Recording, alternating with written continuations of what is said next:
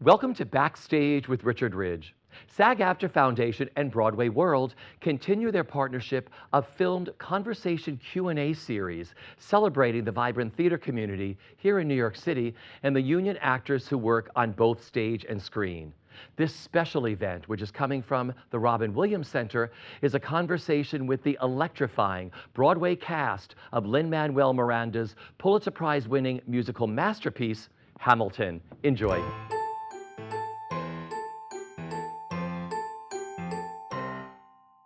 We have had the best time upstairs in the green room, haven't we? Yeah, we have. Yes. Oh my God, Party we've has been already begun. boomeranging and doing all this crazy stuff, right? Yes. Playing with our phones. Well, listen, Totally. Social media. hi there, thank you so much. Welcome. Thank you for being here today. Glad to be here. What a pleasure to have all of you here. Hamilton is a worldwide juggernaut. You are all phenomenal in these roles. So my first question is, what is it like living in the world of Hamilton and the genius of Lin-Manuel Miranda? Well, okay, that's a long answer. It's a big question. Yeah. It's a big question. The genius, living in the genius for me every night of the show itself is how I'm after all this time, it's almost 2.5 years I've been with the show since the public, and I'm still making discoveries that there's layer upon layer upon layer of character information, relationship information, historical information, things that are specifically relevant to us now that is constantly changing and evolving and becoming, and lines become, or lines, lyrics suddenly have new weight. So I feel like the genius is the depth of it.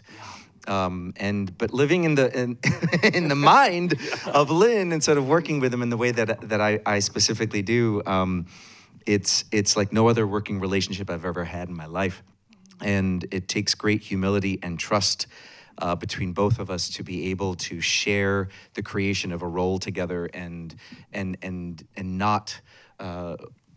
Just sort of gently do that together and keep it creative, keep it nourishing, and keep it productive. And so it's unlike anything I've ever experienced before. Yeah, I agree.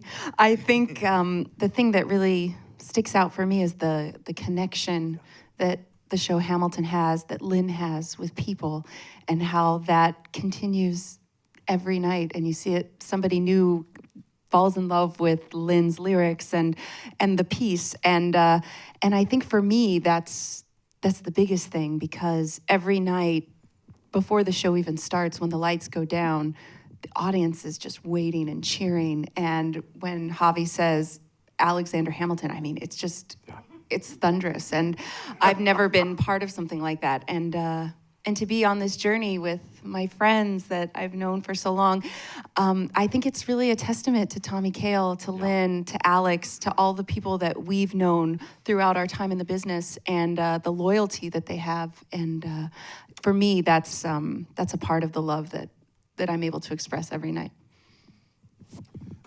It's wonderful for me because I'm brand new. Yeah. Like I literally, like tonight will be my 4th week in the show.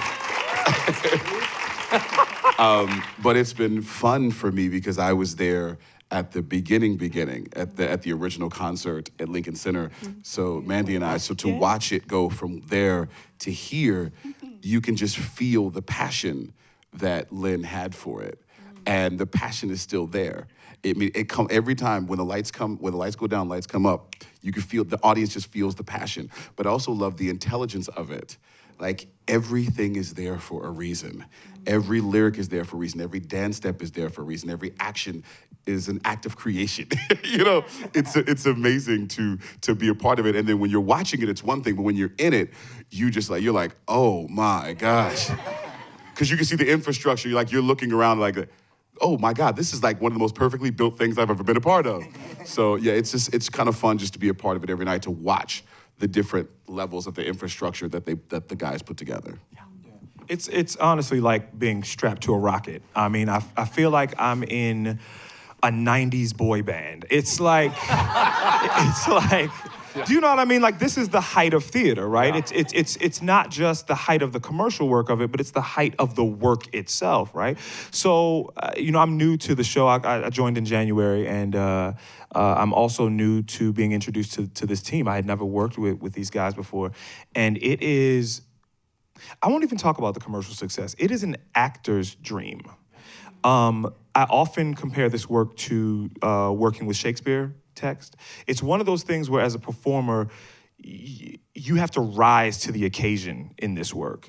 And you can allow the work to move through you, and at the same time, you have to bring yourself to the work. It's like being at the front of like a comet in a strange way. If you're ever too back on your heels, the show doesn't allow you to be that way. It'll run you over. And to be able to come in 8 times a week and to be able to have the depth of relationship and the depth of character in a musical, which doesn't often happen. To have the depth of relationship and the depth of character in a musical is a gift. So aside from the commercial success of what we're doing, the work itself is beyond rewarding. And to do a show after this, it's like, good luck. Because we talked about who has the longest history. James, you're the newest. Did any of you go in together? Or did you all sort of join? No, I've been with it right after the concert that you guys did. I joined the process of 2012 all the way through to now. Well, let's talk about the Public Theater, because some of us had the honor of seeing this down at the Public Theater, knowing it was special, but not really knowing what it was yet, and being totally blown away, and walking out of a theater that day saying, wow, Lin-Manuel has totally reinvented the musical theater, and what did I just see? And can I go back again, right? But I think that's exactly what we were saying. Yeah, totally, In the cast every day was what are we a part of and what just happened? Yeah. Because every day was that kind of discovery. But I'm so grateful for that time because it was like this, a very intimate space. And so we had, it's a live conversation, obviously, every night, and you can still feel that, even in the Richard Rodgers. It still feels like everyone's right here. Mm-hmm. But the public and having the time that we had there to really feel and read and even see, because I could even see all the way to the back and not, whereas at the Richard Rodgers, I've got like 2 rows and then it's darkness. Yeah. So to really have that intimate conversation was so informative about what these moments meant, what they needed, and all those discoveries and just, the breath of the audience and just sort of feeling the awe, because it was tangible. I don't know. That was the most exquisite lab to dig and discover what was there. Yeah. Well, let's talk about what you each remember about your first performance on stage in Hamilton and what made it so magical that night. I think I remember, I remember just seeing Javi before the show started, and just feeling like I was on stage with my family. I've known Javi since our first time within the Heights. And right? In the Heights. Yes. And to really, he's the last person I see, I guess, before I go on stage. And so just to connect with him and go, wow, this is so great. And look where we are. It was really fantastic. So my first night, your first night, it's always, you feel a little bit like a bullet that just kind of goes, and then you're like, did it happen? I don't know. Did I do it? And especially if you're coming into a show like this, you really just have to kind of hold on and go with it, and know that if you're in the wrong place, somebody's gonna, push you to the right one. So there was a level of trust, but I just remember seeing Javi that first day and just going, yes. It's like, get on the turntable now. Yeah, let's do it. Yeah, right? You can do it. 6 inches closer, get on the turntable, right? Exactly. Everybody else, what do you remember about that first? Fear. Absolute excitement and panic. And for a couple reasons. One, because, you're brand new, you're coming into the show. 2, you're coming into a show that your friends made. It's different when you walk into an audition and you don't know the people behind the table, you just audition, they're your boss, you keep stepping. These brothers are my boss, but they're also my friends. These are dudes that we text on like days that are not Christmas. We just text just cuz. Like, hey bro, what you doing? And to have some of those brothers out there, you're like, oh God, please don't mess up. And also the fans. They were all there. Yeah, the fans. This is the first. I mean, I've been in other shows where the fans know the music. I've been in other shows where the fans know 2 big songs. They know the 2 big songs of that other show. But this one, the fans know every single lyric. Everybody here does too, right? And like, right? Yeah. And so like the last thing you want to do is think I'm taking this horse bottle. Oh no, what is it? And have somebody go rains. You just. So it was fear and panic, but as it was happening, I was having a good time. And the great thing about it was right before I left, right before I went on stage, this man hugged me, and this one told me, he goes, dude, you are here. I'm so glad you're here. I'm like, and Javier the same thing. So when I walked on stage, people are like, wow, you look so calm. I'm like, thank God. Because that song, Hurricane, that's how I felt. I was like, in the eye of a hurricane. So... But it felt, once we bowed, I was like, I did it. Whew. Okay. So. Bryan, for you. I echo what everybody else just said. I've never replaced a person in the show before. It is terrifying is not even the word. You just feel like, oh God, I hope I don't mess up. But more importantly, and where the greater fear comes, the Goliath of fear comes in, is I don't want to mess anybody else up. They've been doing this thing for years, and here I come. You know what I mean? Sorry, I tripped you on the turntable that's gonna keep moving. I just didn't want to die, and I didn't want anyone else to die. But my first night, was a night that I'll never forget. It was life-changing. It's still emotional to kind of talk about. My first night as General George Washington, President George Washington, was the last night that Barack Obama was giving his speech, his one last time speech in Chicago. And we all have these amazing kind of like stories in our career where these serendipitous moments happen, but I cannot talk about this one enough because it really was a gift from God. I was walking down, saying the words of George Washington's actual final address as Barack Obama was giving his one last time address in Chicago. And physically what started to happen was the most moving, powerful moment I've ever had, but also the most terrifying as a performer.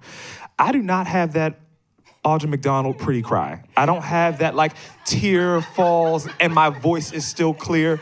I've got that like Viola Davis, snotty,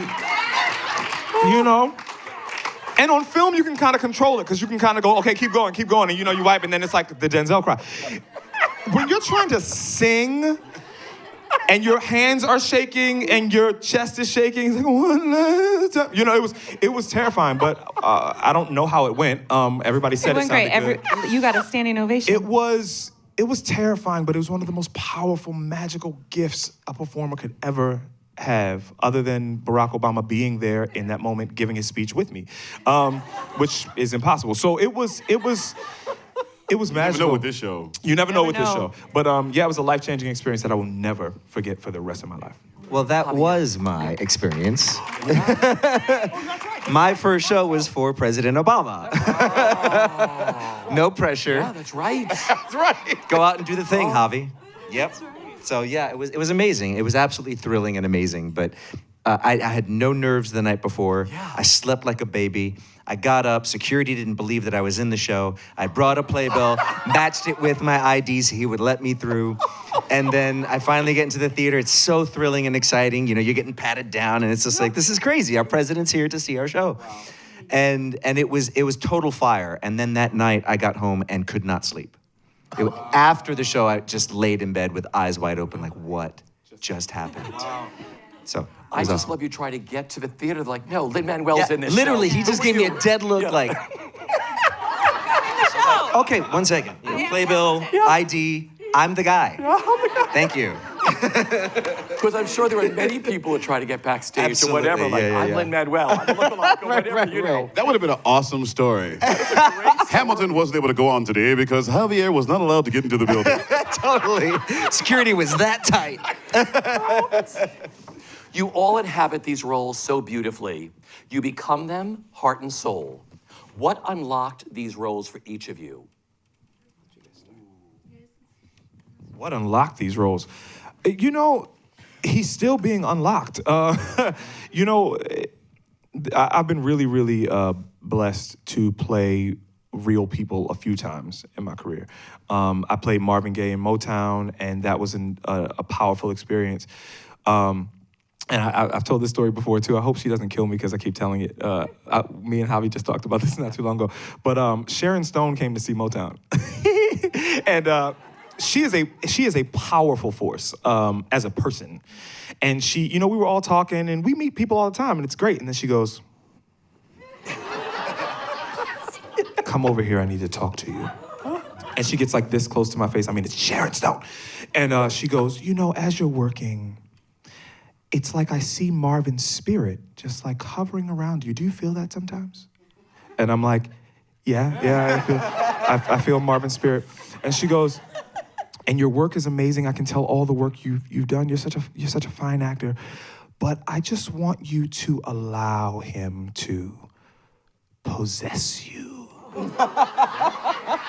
And she's like, don't worry. Your fear is that he'll leave. I mean, he won't leave, but he'll leave. And I thought to myself, oh my God, I can't let Marvin Gaye possess my actual body. I can't.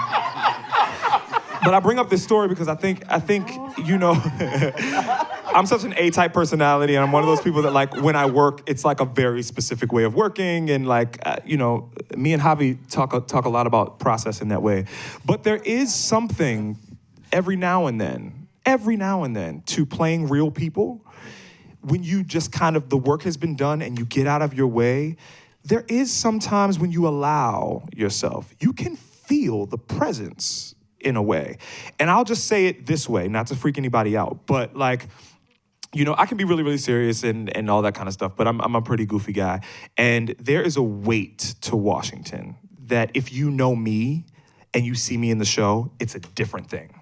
It's a different energy. It's a different, he lives in his body in a different way than I do.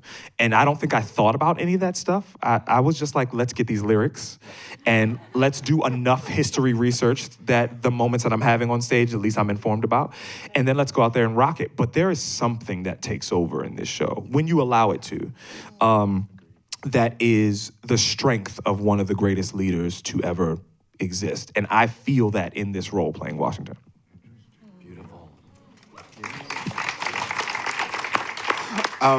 Because I'm so new, I'm still finding things. I mean, every night I'm finding things, and because they're two totally different characters, you know, Lafayette was like Hamilton. He was 19 when he got to, you know, America the first time, and you know, Benjamin Franklin is the one that said, "Hey, this is the guy you should look at." So with him, it's always kind of fun to try to find this character who doesn't really speak the language, but is following these guys who speak so well.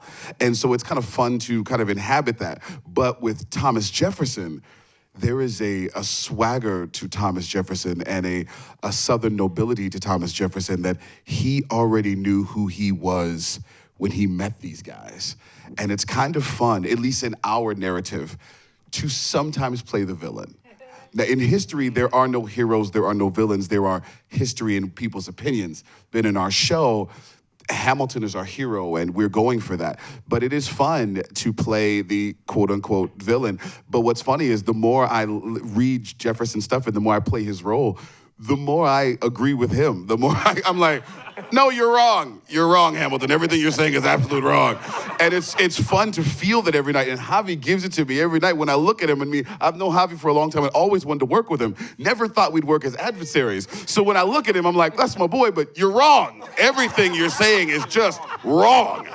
And it's just fun to kind of do that and get it out, and you literally inhabit what this man was talking about, and it's fun. And there's little things in the show and in his role that crack me up.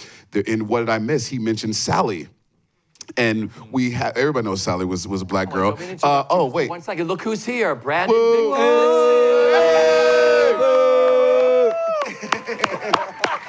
Brandon Victor Dixon, ladies and gentlemen. Hello. Here, Brandon Victor Dixon. No, it's fun because when I look at Sally, I have this amazing history of his relationship with Sally. And like some people don't catch it, what he says, but it's great. I love it. It's fun. I love this man. Want to ask him the question? What's that? Let's catch him up. Oh, should We're I? gonna catch you up. Should I go first? Ignore You me. go first. Oh, all right. I'll keep Nice going. work. I think that what connected me so much with Angelica and how my life has changed since playing Nina Rosario, Elphaba, the fighters that just wanted to get further, I think is that I became a mother. I had my daughter about 5 years ago, and that changed everything for me. And it changed so many things for me as a person, but also in the business, and having to fight my way back into the business as a woman, as a mother, what that's like. And I find that Angelica has those same qualities as a fighter. You know, in history books, women aren't often mentioned, but she made sure that she was talked about because she wrote those letters. And it's because she had a voice, and she wanted to have a voice, and she also wanted to have a family and to have duty and to have loyalty to her sisters. So I think that the way that I connect with Angelica is through that, and so I understand the sacrifice that she has to make for the good of her family, for the good of everything. So and I understand the fight of wanting to be heard, because I feel like we all kind of have to do that in some way. Beautiful. Javi, for you, what unlocked the role for you? I remember specifically, because the process with Lynn was such that it was more about observing what Lynn was doing, what Tommy was directing, and then putting my 2 cents on the scene. And I didn't get a lot of time in the room to have my normal process of like really digging. So that a lot of that was homework at home, bringing it in and just constantly trying to navigate between what's being asked for by Tommy and Andy and Alex, what Lynn is executing, and how I can add what I'd like to add to what's happening and marry those things, right? So that was the bulk of the work, but it wasn't until we had for the Broadway production, we had our first run through for the producers. And Lynn was going to watch, and I was going to do Hamilton. And it was the first time I was exhausted. I was absolutely exhausted that particular day, and I don't think I had a heads up. I think I found out when I got to the studio that I would be doing it. So it wasn't like a lot of prep that I could get my mind around. It was just sort of like, okay, jump in, do the thing. But because of that, I didn't get time to get trapped in my head. I didn't have time to think about it and all the things your mind can sort of do to block you from the experience, right? So I just had to jump in, and that was the run through that I understood. He's just a human being. Instead of trying to play the history, instead of trying to play what I was observing to be so magnificent and enormous, I just finally discovered the human being who's so flawed, completely flawed, and I fell in love with it. In that run through was embracing how ugly he could be, as well as powerful and beautiful, and the power of the ugliness too, It was finally the moment where I just embraced him fully, his light, his dark, and it just became the truthful place from which I told the story. Beautiful. Brandon, it's sort of a double question. It was, first of all, you're all phenomenal, I said, in the roles you've inhabited in this show. You were phenomenal as Aaron Burr. What unlocked this role for you, and what do you remember about your first performance on stage that first time? No, what unlocked the role for me, what unlocked the show for me was just the writing, the composition as a whole, the structure of it. Because when the opportunity first came to me, I wasn't sure whether or not I wanted to do it. So my my agents were kind of negotiating the contract, and I was kind of on the fence about it, but I started to listen to the material because I was like, if you do say yes, you're going to be doing it tomorrow. So start to learn it. And the more I started to just hear it, and my brain began to go, because when you get, it's funny, like sometimes people think you get something that's fantastic and they're like, oh, was it intimidating or were you scared? It's like, no, you are desperate for the great material.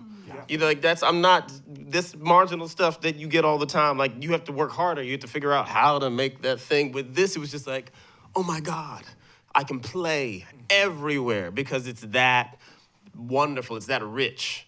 And so, the material, what Lynn wrote, that's what unlocked it for me. Because in the middle of the negotiations, like I told them no at a certain point. They made a final offer and I said no. And I was like, but I'm gonna hear from them in like 6-8 hours. They don't have much time. And like that day went by and I was like, I kind of want to do it now. And then they called and it was all good. But it was the material that unlocked it for me. I mean, this role in particular and this show flowed through me very easily. I learned it in about 2 weeks, and it all just has flowed very easily for me. I've connected to it very quickly. My first performance, the thing that I remember the most was the sweating. And the level of awareness, because we learned it in a room. I mean, minus Mandy. We learned it in a room without a turntable. Right. Without a turntable. I did get to rehearse with the Chicago cast, so I did get to learn it before. So you're walking different. around and you're doing things and you have your put in, but suddenly like the lights and the sound and you're just like, don't get kicked in the head. Okay, and emote. I butchered. I made probably my worst mistake to date, my first show, and so. But I remember my first thought was after it passed by, because you can't just do anything about it. It just happens and it's gone. I was like, okay, I know the rabid fan base is gonna crucify me.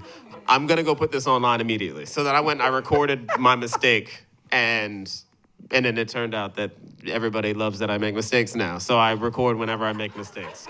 But I made my largest, most obvious mistake that first show. It's called Burr's Corner, and we love it. All right, well, let's get into that, because I understand that the Hamilton cast is ruthless when it comes to mistakes. Am I right? Yes. You know what's funny? Not ruthless. I have always wanted to work with everybody that is on this stage.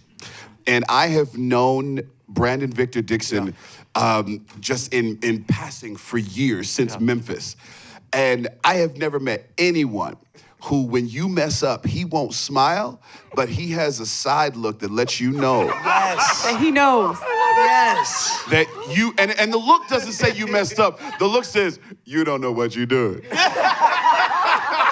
So, and the great part is, it's like a movie. Like most stages are straight. We have a turntable, so I can see him go by like,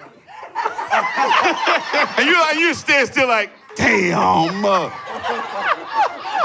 But it's awesome. It's so great because he's so great to you off stage. It's just that moment, nigga. Get in the weeds of Hamilton's Miss. Mm-hmm. Listen, karma is tricky on this show. Every single time that I've burst out laughing backstage at someone who has forgotten a line or messed up a line, as soon as I get on stage, I mess something up. Yeah. And so now, when someone messes up, I go, okay, please, Lord, not me. Okay.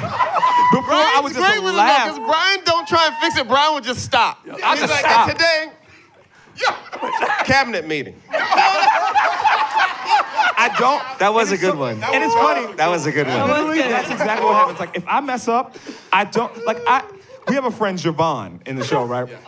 And I laugh at Javon because his dad is Bobby McFerrin. And so he scats. So there was a time before I got in the show, I was in rehearsal, and Javon was like, listen, man. Oh, he's more nasal. Listen, man. It's like, I can't even do his voice. Listen, man. I messed up one night, and I just started scatting. I was like, and I just thought to myself, I'm never gonna scat. And I heard Chris would just absolutely not. And then I heard Chris would just make up words, like in rhythm, just. Yeah, that's well, not it's me. hard because you're to a click track. There's no stopping and Yeah, it going, goes by so let fast. me just think about it. You just kind of have to go, "Whoa," and then your brain, for some reason, just pops it out. So it's weird. hard. Like one night I forgot one word. All I forgot was one word. And then it's over. It's like- But it messed up the whole sentence. So when I got to the word, I just stopped. And I'm looking at him like, He's looking at me and I said, Jefferson, you have the floor, sir. Give it to him.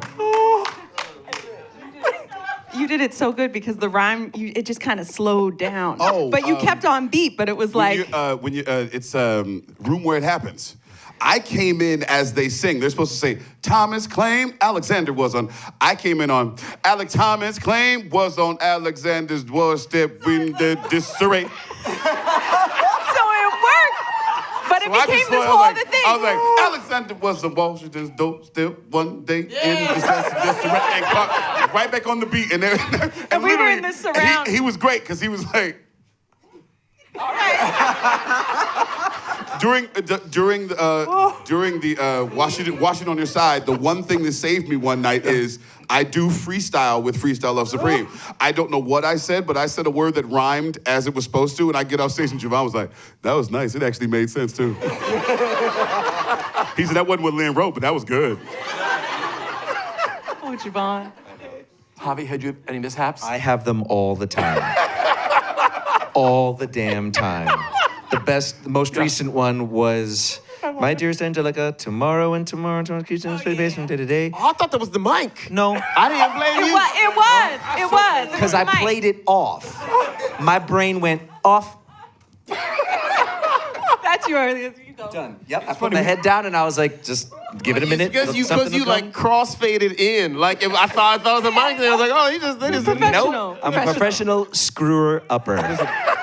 Amongst us actors, we call it the white room. So what happens is, you ever seen The Matrix? It's that room that like has no doors. It's like, you're just in white. So you literally, I could be looking at Brandon and then all of a sudden, I'm in the white room and I'm looking for the handle. I'm like, where's the handle? Where's the handle? Let me out. And then you just That's jump the back way. in. You can't freak out. If you freak out, you won't find it. But if you go numb, if you just divert all energy from your body, then like your body might take over and might just do it. That's the key. If your right. partners, if your acting partners are good, they can see you in the white room. And they would do their best to get you out. Louder. Javi, I went in the white room during a cabinet battle, and I turned and I looked at Javi, and he knew I was in the white room. He saw it happen, but he couldn't get me out. So he just gave me this look. He gave me this look like, No time. I can't save you. There's no time. That's why I just look at people and I go, Yeah, there was nothing to do. It's just like, I'm sorry, man. I'm in sorry. any other show, you can save the person. In this show, it's just too fast. Too fast. Is there one of you that will admit to messing up the most or having the most mishaps? No one keeps it backstage. Like when Harvey did Hairspray, it was like there was the wall of like missing shows and your headshot went up. Oh, no. At Hairspray. Ooh, we should do that. We should totally do that. Oh my God. That would be awesome. not We may do start that. What are you talking about? At Hairspray, Harvey had like the whole wall was like all these people that miss shows. You walk up and you sign it. It's all on the wall. Everybody's. We're absolutely not doing that. We cannot do it. I'm learning. This show is karma in this show is tricky. So we have a couple, as Broadway should be. Some of us who've been in it for a little while try to school these youngins. Yeah. So we have a couple great young folks. I know I'm a youngin. I'm a youngin, but I'm just talking about in general, like it's the mentorship, right? So me and But, like, Brandon really were kind of getting on one of the younger cast members, because he was out a lot. And so we started just throwing random things out. You cannot call out unless you are over 27 years old, got on stage with the flu, had a broken ankle, had to sing a high C from, the highest point of the stage. Then you can call out. Unless you've been Alphaba. Unless you've been Alphaba. He said he literally you gotta yelled. suffer a little bit. You gotta learn how to suffer and Yeah, you go gotta, through. You gotta build up that. Drag your sniveling, broke behind up In on here. the stage, throw on some fabric, and go figure it out. So we were like We're old joking school. about like these kids missing shows. Started And bad. then like 2 weeks after that, I got like this crazy sinus thing. And it took me out. And I was like, see, this is what happens. That's why I don't make fun of anybody sick and I don't make fun of anybody missing words. That's hilarious. You know, people did that to us when we were like, when we were coming up. People would be, you know, I remember That's why we Priscilla. showed up. All the time. But Priscilla that's why we Lopez, showed she up. never missed a show at In the Heights that first year. And it's example. You have to be an example for your community in that way. It's true. So young kids watching, don't miss shows. I love that. You'll learn to get through it. The fun part is when you're in this business long enough, you learn to get through it. You learn, oh yeah, okay, yes, I have a cold. I can sing through it. I can. Sometimes you can't. You can't call out. But then because sometimes you can. Sometimes the great part is there's a bunch of folks on vacation and you're like, I like to call. Oh, both my understudies are gone. Okay, well, I guess we're going on. Yep. You just have to go. Yeah. You know, Lynn reinvented the world of musical theater with Hamilton. I would assume this was a challenging show to learn for some of you. Brandon, you said you got it right away. You were able to learn the show right away. Did everybody?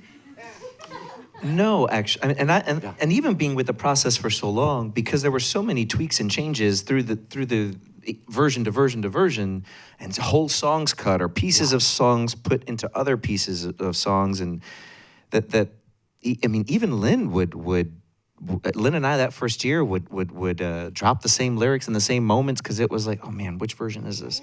Yeah. This is my shot 2.0, right? Yeah. So like, oh right, it's that verse. You know what I mean? And so it was like too much information. Got it. When I saw Hamilton at the Public and the soundtrack came out, I was like, when I saw it at the Public, I was like, I want to be in this show.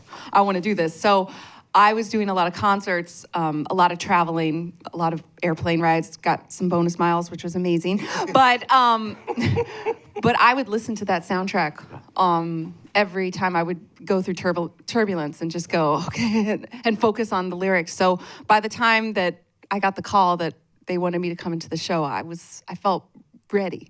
But when I started to work on Satisfied, I realized that there were certain words that I learned from the soundtrack that it's kind of like when you're a kid and I would learn, I learned guilty feet have got no, but I would say like filthy feet have got no rhythm. It's like I learned it just how I thought it was. So I realized that I was saying a lot of the wrong lyrics. So so I had some sessions that I had to kind of get out of that fan stage of like, I love the song. And it's like, oh no, this doesn't make sense. Like, you're singing the wrong words. So it did take some time working with Alex and really finding her voice. So it did take time. I love that. What's funny is I had the soundtrack as well, and I knew all of Lafayette and Jefferson stuff. I knew it all. And I'm so used to being in a show where you just know your songs. This show is an ensemble piece. Yeah. Everybody sings everything. From the moment Burr walks out, we all sing. We all sing. I was mad about that too when I learned it, because I was like, I know, how did Leslie let this go on? I was like, how you singing the backgrounds in your own song, brother? You should have stopped that alone. I was mad. I was angry about it. So I didn't know the other songs. So what took the most was learning all those other 28 songs that are in the show. Like I knew my 3. Like I know what I'm doing. It's the mothers I didn't know. I mean, to me, I feel like I'm still learning it because it's one of those things where, and Brandon told me this the first week, but it's one of those things where I learned the show pretty quickly, pretty easy. Like the material just like, it stuck, right? Yeah. But then when you're doing the show, the moment you like really feel like you know it and you relax, is the moment stuff happens. Yes. So I do right-hand man, but from the end of my shot, I walk off stage and I start my right-hand man. And I go all the way under the stage, and I'm still doing it, and I get changed. And then when I'm done, I've already performed that song before I get on stage and perform it. And I do it every performance. I do the same thing. I do the same thing. What did I miss? From the time I come down from my dressing room, I do what I miss, come down. And by the time I'm up on the steps to go down, I have performed the song already, so I know what I'm saying. I mean, right before, because if you don't, it just, right before I literally gonna stand by and the light went off and I ran off, I said, how does a bastard orphan? Yeah. I'm not playing. Son of a whore and a Scotsman dropped in the, because like Ricky was like, you stupid, and Donald was like, son of a whore and a Scotsman. Thank you. I was like, I'm not playing, Ricky. What is I'm telling you, if you forget one word, it will throw everything. Over. That desperation gets real. I literally at one point, right before Thane's song, y'all give me a title. Farmer Refuted. That happens too. I don't remember the names of anything. I went into stage management. I was like, Amber, what's my third lyric? What's my third lyric? She opened the book to give me my third lyric. Done. Dead. Yeah. Yes, it happened. Wait, I'm the only person who's missed an entrance, right?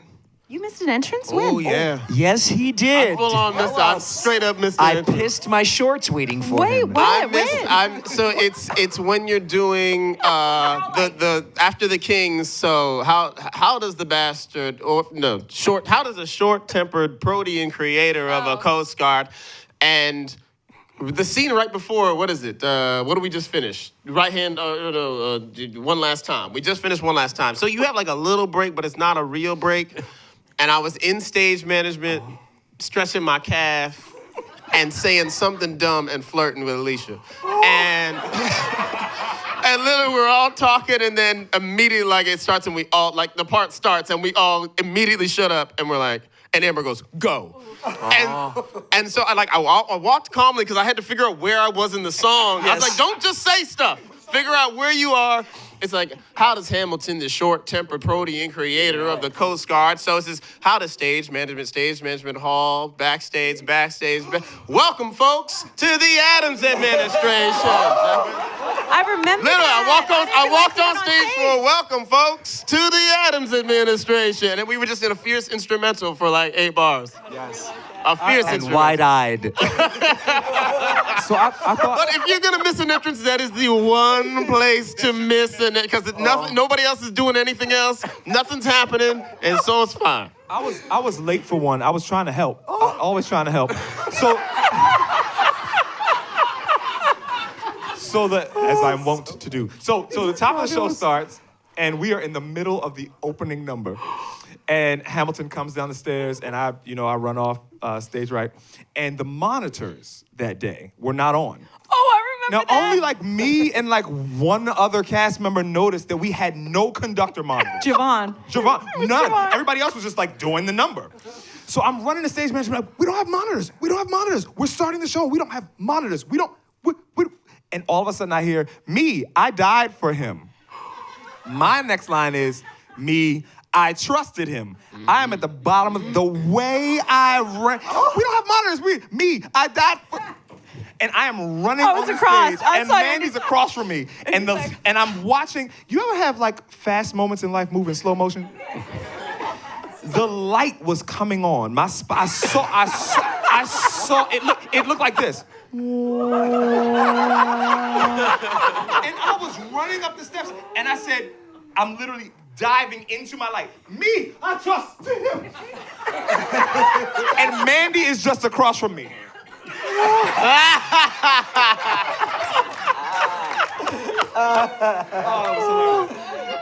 But I made it, though. He made it. He made it. That is perfect. Hamilton has the most loyal and intense fans. A lot of them are here today. Let's hear it for the Hamilton fans.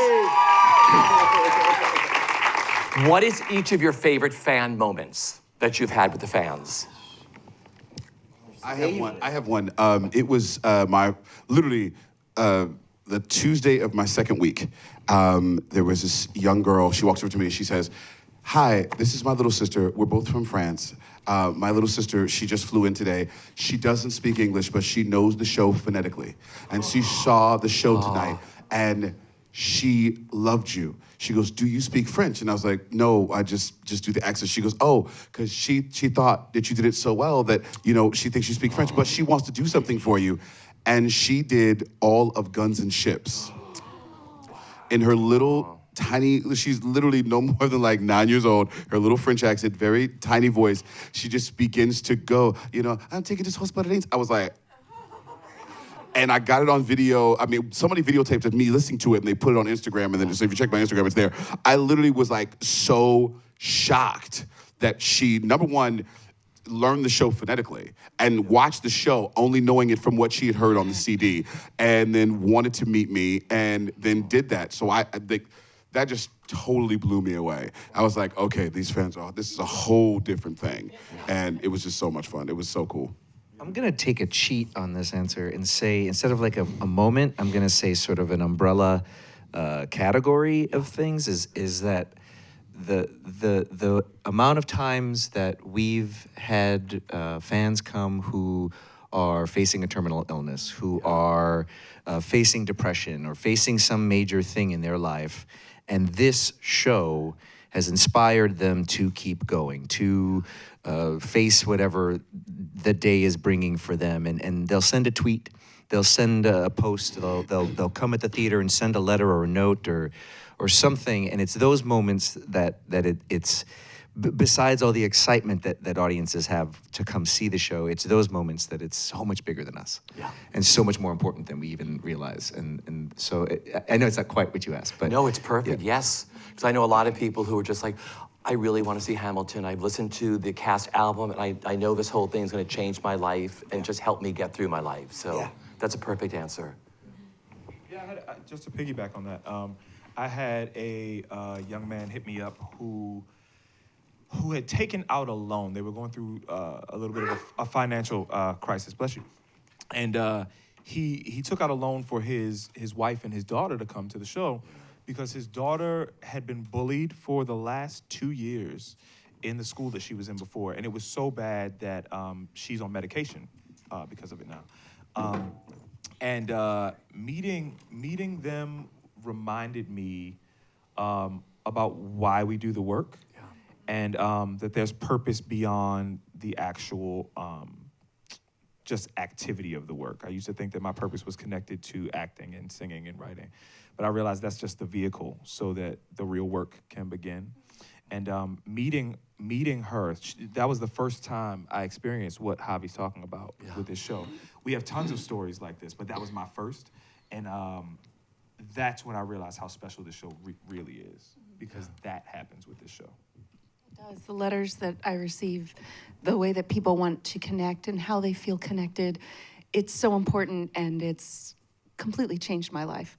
And how I, when I reach out, and I'm just completely moved by people that write me letters, that make me pictures that I put up in the hallway, and they'll write and they'll say, I know it's not that good, or they'll post it on Instagram, it's not that good, but I'm like, it's amazing, thank you for doing this, and the appreciation, but it's all from this connection that people feel for the work, and it's so beautiful, because it's all from love, and I don't know, it's changed my life. Brandon, James? for you.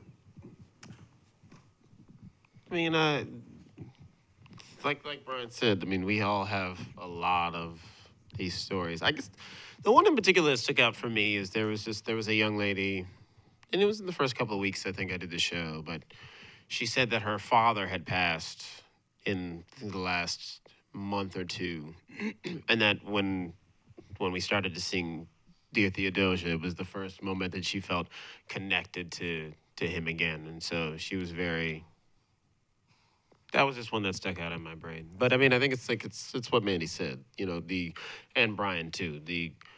What we do is a vehicle for connection. You know, that's across the world, not just us. What we do is a vehicle for connection.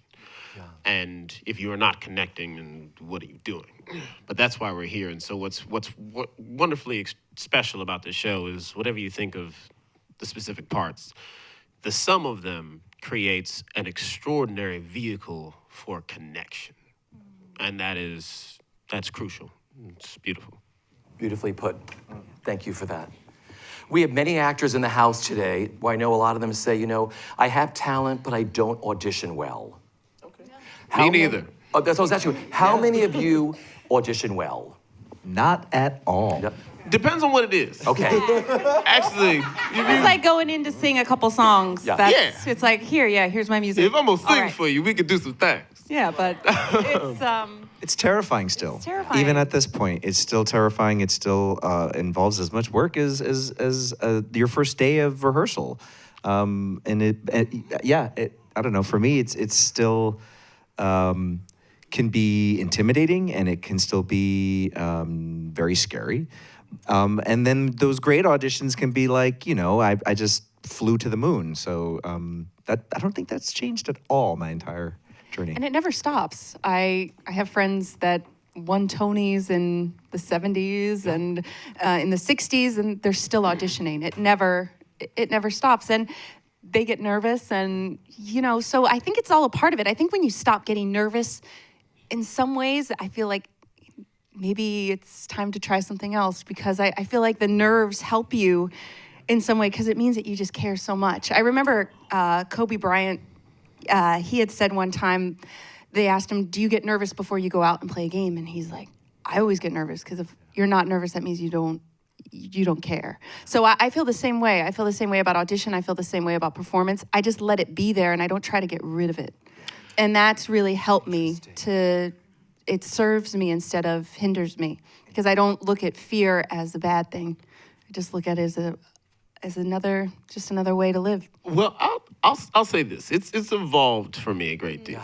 And I there was a time when there was like the fear, and the fear manifested itself in different ways for different situations. And I said, well, it's here, so we just gonna accept this, as opposed to trying to, or I would logic my way. I was like, well, that's not gonna help you, so let that go. Right. But actually, I mean, I care a lot less now.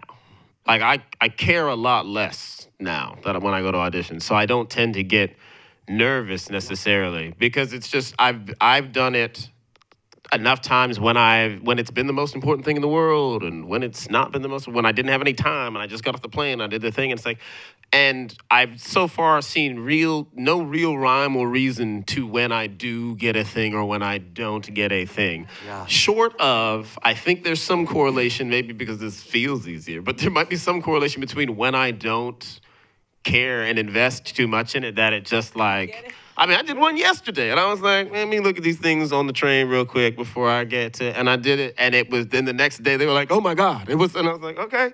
Because at this point, I know what I'm capable of.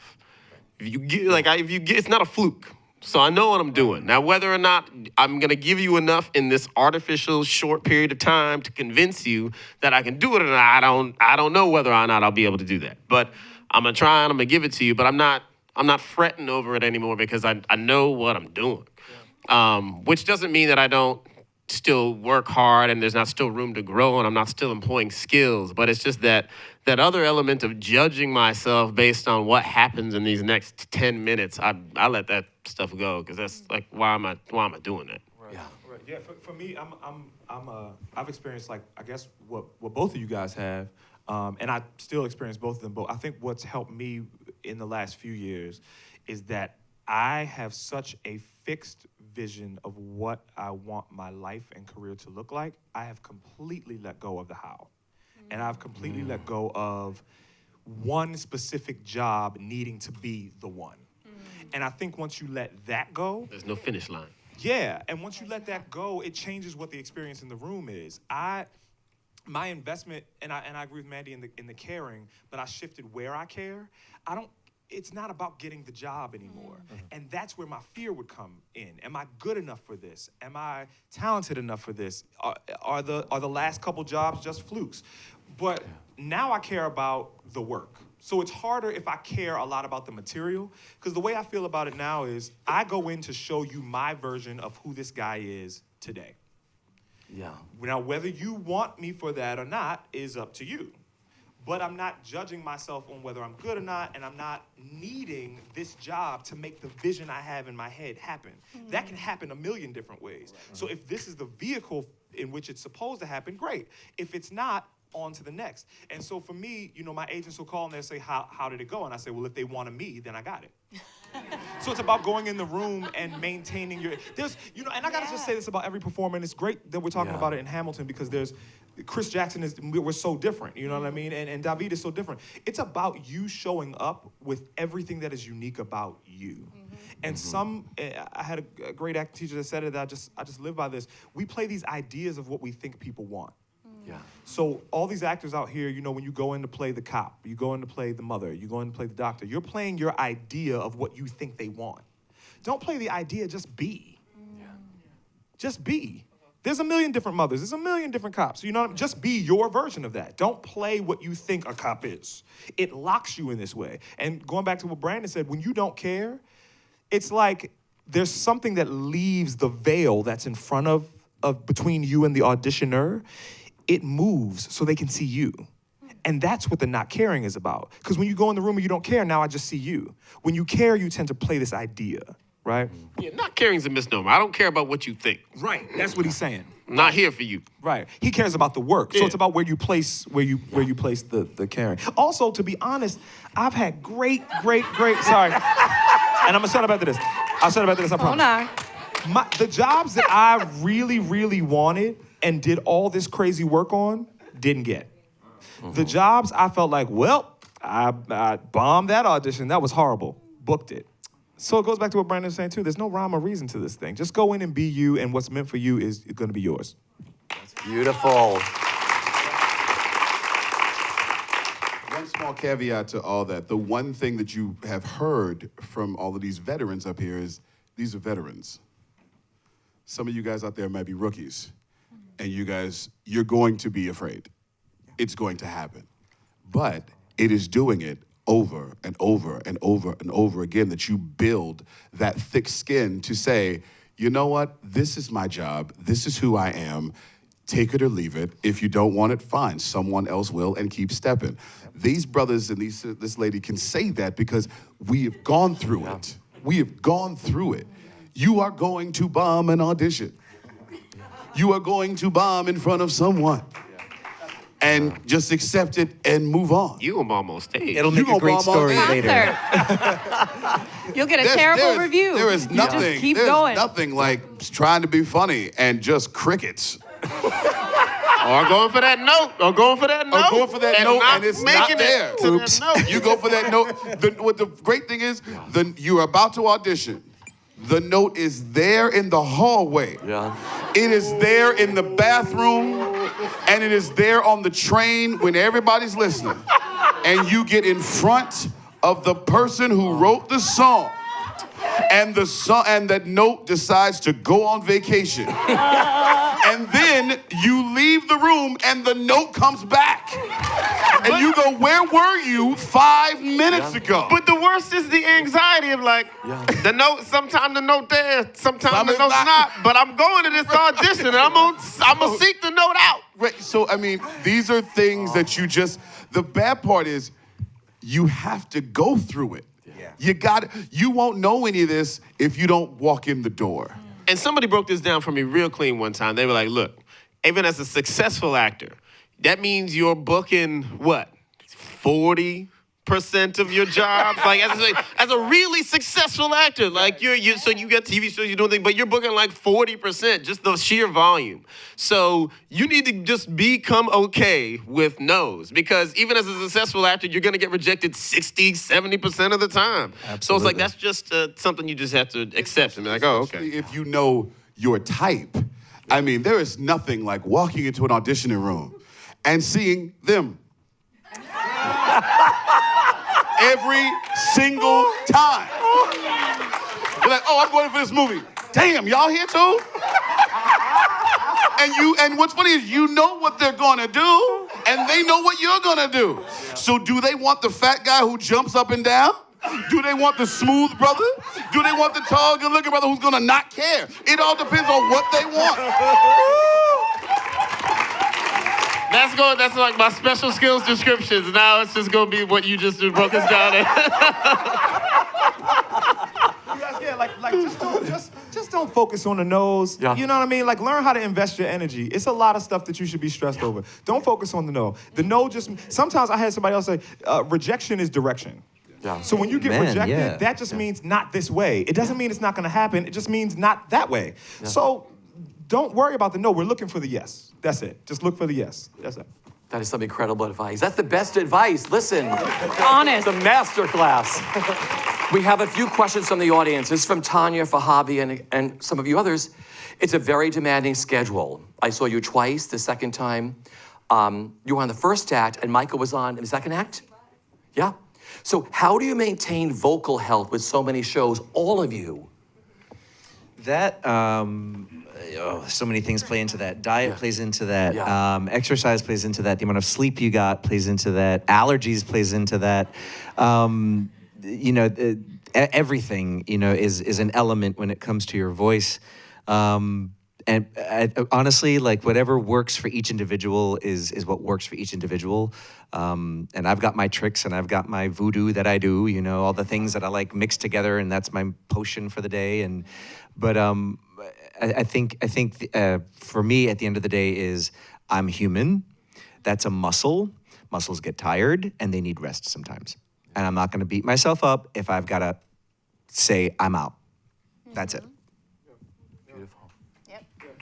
For the rest of you, like how, 8 shows a week, some people in the company don't go to doctors, like, oh, I'll let this burn through, and then, a cold runs through a company. I mean, everybody thinks they're machines. Like you go to the theater, like, oh my God, they do what the magic they make 8 times a week. They're just as human like you are, but they take us to another level. How do you deal with your voices? I remember Andrea Burns used to say, it's Dr. Broadway, like you would feel terrible, and then you get to the theater, and right before it's going to start, you're like, okay. And sometimes you feel like that, and sometimes you don't. Yeah. But I think the way that I maintain, the way that's helped me the most, aside from, drinking water and exercising, all of those things, is not to get into my head about my voice. That's been the hardest thing for me, and I think a lot of singers that happens to. And I think that it's just focusing more on the lyric and focusing on what I'm singing about and not worry so much if the note doesn't happen. For me, that's been very freeing as a singer. And I didn't really get that knowledge for myself until I played Elphaba. And I did that 8 shows a week for a year. And I was so terrified when I first started that process, and I was like, how am I gonna do this? And you start to think about, how am I gonna sing this score? How am I gonna do this? And then you're like, oh, and then I have to like run up and down like steps and go through trap doors, and I'm on a rake stage. Like, what am I gonna do? And I just really had to learn how to get out of my head and just do it. So for me, that's been a lot of it. Is just is the mindfulness of the voice. Wonderful. Gentlemen, for you. Your body is your instrument. This is what you're selling. So you have to take care of it. I mean, a lot of us, sometimes, I won't say a lot of us, sometimes we hang out, and a lot of times we go home. You go home and you go to sleep. You drink a lot of water. You have that one moment that once a month you go, hey, okay, we're gonna go to the movies together. Go. The rest of the time, all right, peace, see you tomorrow, You have to take care of this. My particular body needs 7 to 8 hours of sleep. I need that, or I cannot do what I do. I have to make sure that I am stretched out, because I don't know if you've seen the other shows I do. I just happen to be that round guy who seems to always kick, jump, cartwheel, and do a bunch of crap. This one, I don't get to, thank the Lord. But you really just have to take care of yourself, and you have to be an adult about it. You have to just go, you have to be the one to say, no, I can't go out. No, I won't be doing that. No, yes, I'd love to go. No, do your auditions, do your show, come home, take care of you. That's what you have to do, and it is in your head. You're worried about what the audience is gonna think, and sometimes you think you sound horrible, and the audience will come up to you at the end and go, oh my God, you were wonderful. And you're like, what are you hearing? But because it's what you're hearing in your own head, and you really have to take care of yourself. And whatever that is, it's different for other people. It's, some people have acid reflux, some people need vitamins. You need to figure out what it is that works for you and do that and be diligent about it all the time, because this is what we're selling. And if you can't do it, trust me, there's someone else who will want to do it, but you need to take care of yourself. I echo what everybody said. I think the 2 things I may add to that is that, Patti LaBelle was real sick one day in Philadelphia, and she said, I'm going to give y'all what God gave me today. and I just, I feel like once you've rested and once you've done the work on your body and you try to get out of your head, you got to let go. Like, this isn't about you. It isn't for you. You are here for a reason. If you get up there and tell the story, there is a way that your instrument will allow it to come through you. And it doesn't have to be perfect. It just has to be honest. And I think that there are a lot of us, I know, everybody up here, we can be really, we're snobby about our art. Like, I mean, we're snobby to ourselves. We're highly critical of ourselves and other people.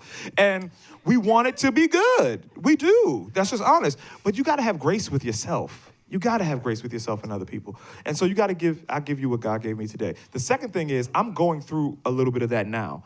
I'm a little bit of, like, my body, you gotta know your body. I come from a gospel background, and my body can handle a lot when it comes to the voice. Like, I can handle. I was like, when you do that, he does this in Wait For It. He bangs his chest. I love the moment. Anyway, it's dope. So I can handle a lot. What's tricky about this show for me is not the vocal demands of the show, it's allergies. I've never experienced allergies the way I'm experiencing them right now. And the things that I've used to do, like a Claritin would like clear it up and I'd be good, it's not working right now. So now I'm having to navigate sometimes in front of 1,500 people, allergies. And you just have to trust your body and trust your skill, that if you feel it coming, sometimes you got, and you just plop up into that placement. So just take care of yourself and do the work. And then sometimes, to be honest, you might not know what to do and you have to experiment. So now I'm experimenting with Mucinex. And Mucinex is the truth. Mucinex. And she gonna take care of you. Yeah, Mucinex has been great. And Allegra?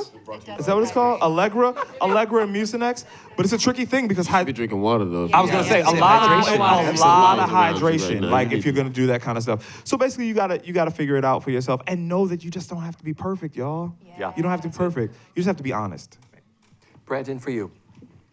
I mean, I don't really have anything to add, but I will say the thing that I appreciate. This is dumb, but the thing is, when you know people are working through stuff, yeah, and then you hear the technique and the foresight they apply to work themselves through it, you be like, oh, she did that. She did. I was like, you hit. Yo! That when you went around that thing, I heard you. That was nice. And sometimes I appreciate the work. You literally have to call out. Yeah. Sometimes there's a moment. I don't like to call out either because I have that thing where I have that thing where we talked about it. the fans are there. You don't want to disappoint anybody because y'all don't understand. We're the ones that get the tweets. I bought this ticket a year ago, and I was waiting to see you, and you saw somebody else who was grandmama, fierce. you I'm were okay there. with it now. And you feel and like I'm that dude that feels bad. I feel like I got to tweet you back. I'm so sorry, but sometimes something hits you, and you cannot physically do it. And there's a moment where you literally have to realize this is my job, and if I want to continue doing my job, I need to take care of myself now. Yeah, and take a day off or so. Because you might jack yourself up, and that's the last thing you want. Yeah. This is a great question, too, from The Struggle is Real for all of you. What was the longest amount of time you've all had between gigs? And what do you do to stay positive during that time? And what advice do you have for those of us who are going through a dry spell? Dry spell. The longest period of time for me, this is hard to say, right?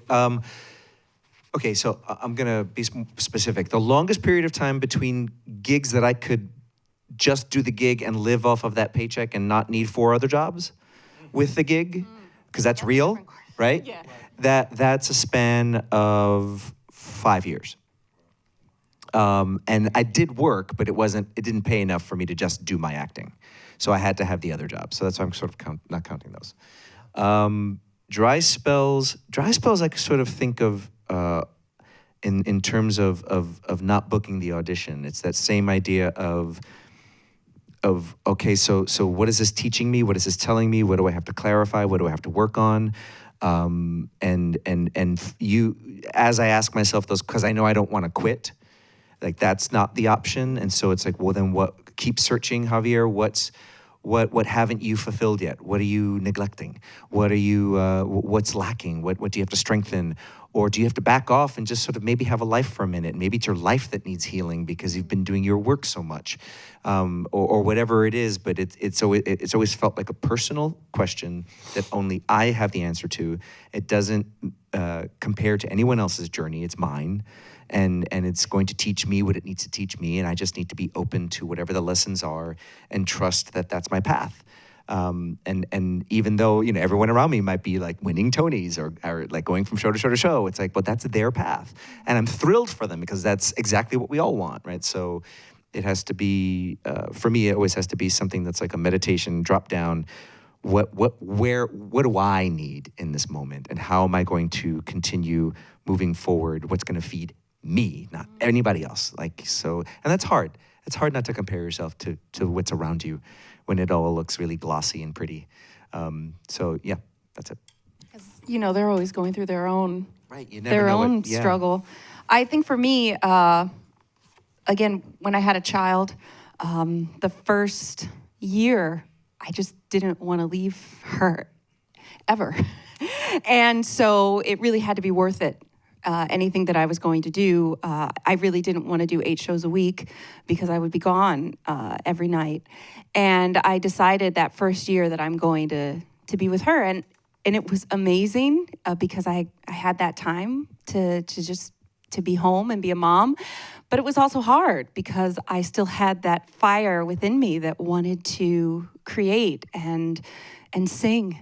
And so I had to find, and you know, when you do go through when you make a life choice and you take yourself out of what is that called? Like the hamster wheel for a minute, people think, oh, well, that's what you are now. And I was like, oh, maybe that's what I am now. I'm this mother, and you know, I can only be this person in this category. And I realized taking that year and it was so wonderful for me because I realized that I'm not just a category, that I can be a mother, that I can be an actress, that I can be an entrepreneur, that I can be a writer. And I learned all of these different things about myself because I made a choice that was true to my heart. And I think that that's what I encourage for anybody to find is your joy and take risks. Maybe you're not performing for those 3 months, but maybe you want to write something. Maybe you want to write a song, or maybe you want to write something and put it on YouTube and, tape yourself in the closet, like something legal. But you know what I mean? Like, I never would have known that had I not followed my heart. But that year taught me so much and how hard I had to fight and work to get where I needed to go, where I had that vision of what I wanted. And that vision included my family. So I had to make sure that was never a sacrifice, because it just can't be. So I have to include all of it. So that's mine. Beautiful. Yeah, Oh, thank you. I just want to say I love Mandy because I love her. Three quick things, right? Because the in-between time, it depends on where you are in your life, right? So if you've done work and you just haven't been working for a while, but you don't need to go get a job because you are independently wealthy, or you got a boo that's taking care of you, or do you know what I mean? So it just depends. When we talk about this in-between thing, it depends on where you are in your life. So I'm gonna say 3 things that I think, just from, I've had experiences like Javi, where it's been long times of in-between. I think that, piggybacking on Mandy, that is a time to create. I believe that no one is going to ask you to do something that you have not already been doing. The work that I'm doing on stage is not any harder than the work I was doing in regional theater, than the work that I was doing in church. If you are a singer out there, don't wait for somebody to give you an opportunity. Go sing. Sing at that open mic. Sing at any opportunity that you can. Stop waiting for someone to give you an opportunity to be. Because when the opportunity comes, you've already been doing it in that in-between time that you've been waiting for somebody to give you an opportunity. So do it now. Create. If you're a writer, write. If you're an actor, find projects. That's one thing I love about New York City. There's always a reading. There's always a workshop. If you feel like you need to be connected to people, hit people up. Hit the writers and the friends you know. There's always work to be done. So don't just sit back and wait for somebody to give you an opportunity to be an artist. Be the artist now, right? First thing. Second thing is, enjoy those moments. I'm one of those people that's always thinking about what's next. And one thing I love about what Mandy said is that you gotta enjoy your present, even if it's an in-between time. Because sometimes those faces and those places you won't see again or for a long time when the moment you've been asking for and waiting for happens. I was living in LA, and LA was a big in-between time for me.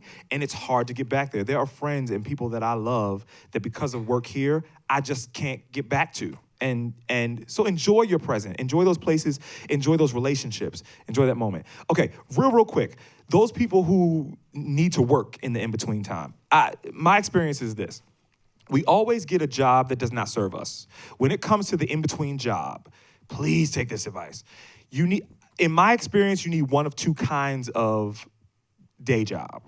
You need the day job that is either mindless and does not stress you out and take up all your time. What's the point in getting a day job that pays your bills, but you don't have the emotional or mental space to prepare for your audition? Find something that does not cost you in that way. Find something that, I have friends who've gotten day jobs, but the day job does not allow them the time to audition. Well, then that's not helpful. So find the job that does not cost you emotionally and all your time. Find the easy job. Or find a job that is connected to something else you care about. Because if you find another day job that's connected to another purpose or another passion in your life, it'll feed the other thing. So, all those people out there that are like, I just need a job to pay these bills, try to be wise about what kind of job you take, because you'll look up in 7 years and your career will be that day job, as opposed to, it serving you so that you can do what you really want to do. Beautiful. Just Do you want to talk about that little question? No, there's all of actors love to talk, but there are moments when people say things and you realize what has been said needs to have been said. So I'm good. We have 2 minutes. I have one quick question from somebody. This is really great. Favorite moment of the experience. If you could sum up in an emotion or a word what the experience of being in Hamilton has meant to each of you. A word or an emotion. transformative. Freedom. Unforeseen. Flourish. Acceptance.